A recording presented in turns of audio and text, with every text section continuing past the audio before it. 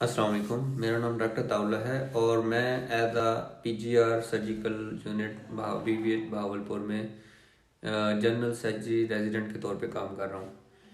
आज की ये जो मेरी वीडियो है वो डॉक्टर हजरात के लिए है और मैं इस ख़ास तौर पे हाउस ऑफिसर्स के लिए है कि आपने जो है वो अपनी हाउस जॉब में कौन कौन सी ऐसी चीज़ें हैं जिन पे ख़ास तवज्जो देनी है, क्योंकि जो ख़ास तौर पे सर्जरी की रोटेशन पे आपने कौन कौन सी चीज़ें आपको सीखनी चाहिए। सबसे पहले तो आपको प्री ऑप और पोस्ट ऑप का जो क्या कहते हैं मैनेजमेंट है, प्री ऑप डायग्नोसिस और पोस्ट ऑप मैनेजमेंट या patient post op care of patient and ward, ये दो चीज़ों पे ख़ास तवज्जो देनी चाहिए।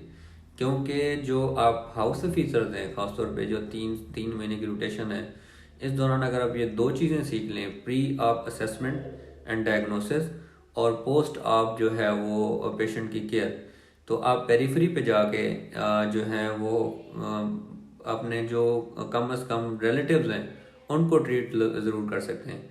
क्योंकि आप 3 महीने में कोई ऐसी सर्जरी मेजर नहीं सीख सकते हैं कि आप जाके पेरिफेरी पे करना शुरू कर दें।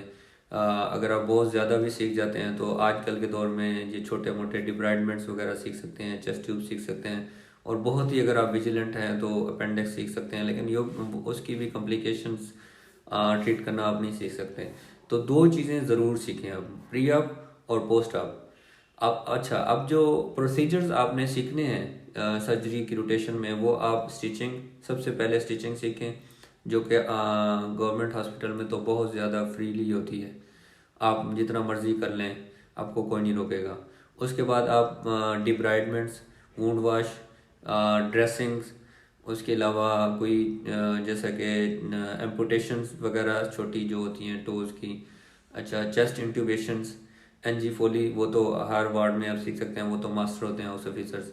अच्छा, उसके अलावा आप अपेंडिक्स, अगर आपको बहुत ज़्यादा शौक है तो करवाने वाले लाजमी होते हैं, आपको करवाएंगे भी सही।